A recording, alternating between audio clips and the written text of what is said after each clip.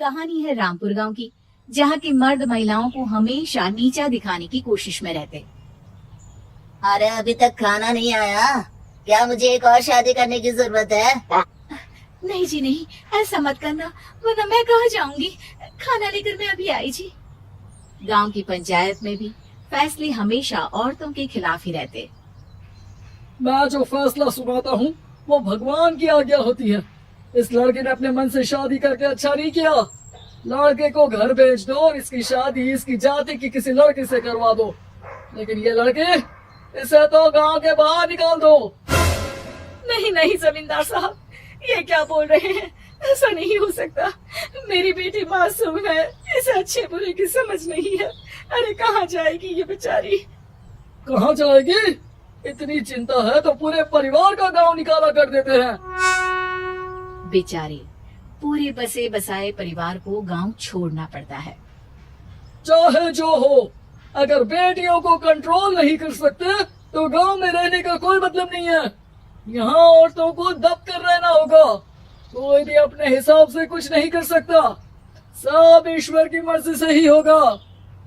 तभी गांव का एक आदमी दौड़ा दौड़ा आता है।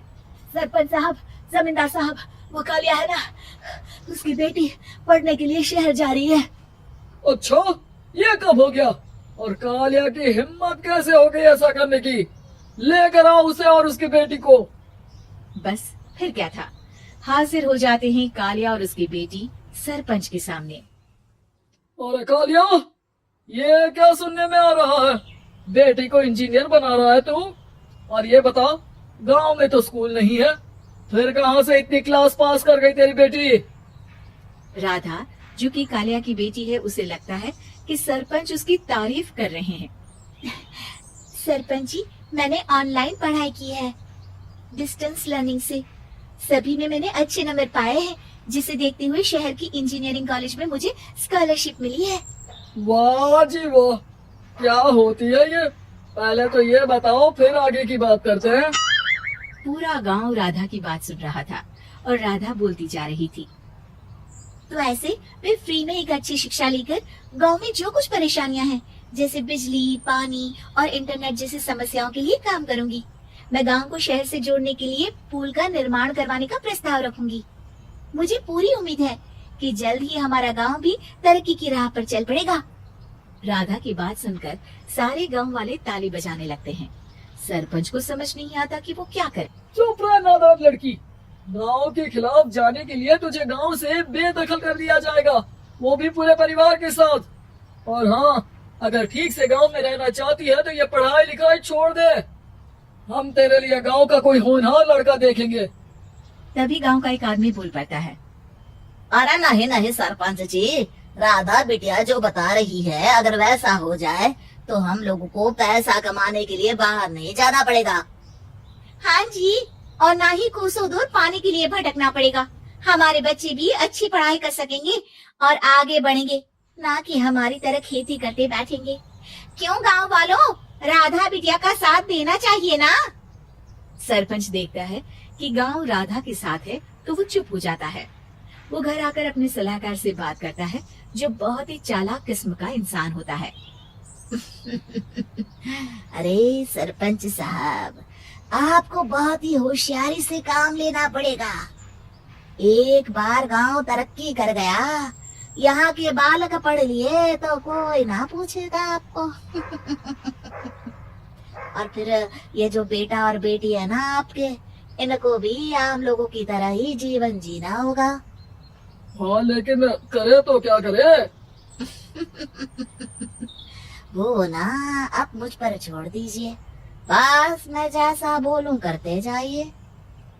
अगले रोज सुबह जब गांव वाले सोकर उठते हैं तो राधा के घर के बाहर और साथ ही वो लोग जिन्होंने राधा का सपोर्ट किया था, उनके घर के आगे लाल रंग से कल आऊंगी लिखा होता है। कल आऊंगी? यह क्या होता है? अरे यह तो खून से लिखा है, लगता है कोई भूत प्रेत या चुड़ैल का साया है। चलो सरपंच जी के पास चलते हैं। सभी सरपंच के पास जाकर उसे सारी बात बताते हैं। ओह, ये तो बड़ी मुश्किल की बात है। चलो, मैं एक बाबा को जानता हूँ, उन्हें बुला लेता हूँ। सरपंच बाबा को लेकर गांव के घर के बाहर जाता है।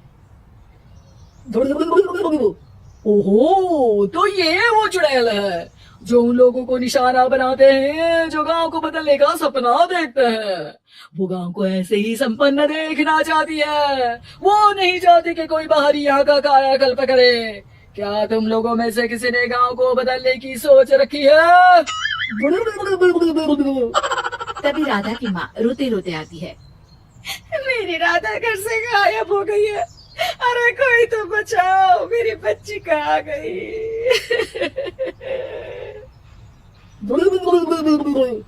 ले गई वो चुड़ैल, तेरी बच्ची को ले गई। अब वो उसे शापित करके छोड़ेगी, उस पर चुड़ैल का साया हो जाएगा। तभी बुरी सी हालत में राधा भी वहाँ आ जाती है। उसके बाल चुड़ैल की तरफ फैले होते हैं और कपड़ों में खून लगा होता है। सभी राधा को देखकर डर जाते हैं। माँ, पता नहीं मुझे कौन उठा कर ले गया था। अरे दूर दूर हो जा चुड़ैल, अब हम लोग इस गांव में नहीं रुकेंगे। अरे कैसी बातें कर रहे हैं आप? कल तो आप मेरे भरोसे गांव का हुलिया बदलने, अपने बच्चों को पढ़ाने और तरक्की उन्नति की बात कर रहे थे, तो आज क्या हो गया आपको? ये फिर तुम लोगों को बहकाएगी। ये चुड़ैल गांव में आ चुकी है, ऐसे ही ये तुम्हारे घर के बच्चों को भी ले जाएगी। गांव वाले राधा को गांव से बाहर निकाल देते हैं। उसके माँ बाप रोते रहते हैं, लेकिन गांव वाले नहीं मानते। मैं भी अपनी बहन के साथ गांव के बाहर रहूंगा, लेकिन वो पढ़ाई नहीं छोड़ेगी। वहीं सरपंच के घर पर सलाहकार कहता है, देखा, सांप भी मर गया और लाठी भी नहीं टूटी। लेकिन अगले ही दिन सरपंच के घर के बाहर भी वही शब्द लिखे होते हैं। और फिर सरपंच की बीवी कहती है, हमारी बेटी को किसी ने अगवा कर लिया है। तभी राधा का भाई वहाँ आ जाता है।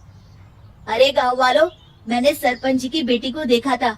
वो चुड़ैल उसे उठाकर ले जा रही थी। अरे क्या मजाक कर रहे हो? नहीं नहीं सरपंच जी, आप नहीं जानते। वो चुड़ैल अब आपकी बेटी में आ जाएगी, जैसे राधा के अंदर आ गई थी। तभी सरपंच की बेटी वैसी ही हालत में वहाँ आती है जैसे राधा आई थी। पापा, पता नहीं कैसे मैं गायब हो गई थी। चुड़ैल, इसके अंदर भी चुड़ैल का साया है, मारो इसे। अरे नहीं नहीं, इसे भी राधा के पास गांव के बाहर ही भेज दो। अरे चुप रहो, मेरी बेटी कहीं नहीं जाएगी और चुड़ैल वुड़ैल कुछ नहीं होता है। अरे कैसे बात कर रहे हो सरपंच जी?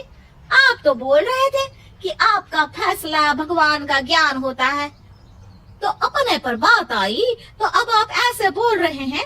अरे ना ना ना, आपको अपनी बेटी को त्यागना ही होगा। अरे बुलाओ बाबा को। राधा का भाई बाबा को ले आता है, जिसे अब गांव वालों के डर के कारण सच बोलना पड़ता है। मैं कोई बाबा नहीं हूँ, मैं तो मोची था। ये सलाहकार महोदय ने मुझे कहा था एक्टिंग करने को।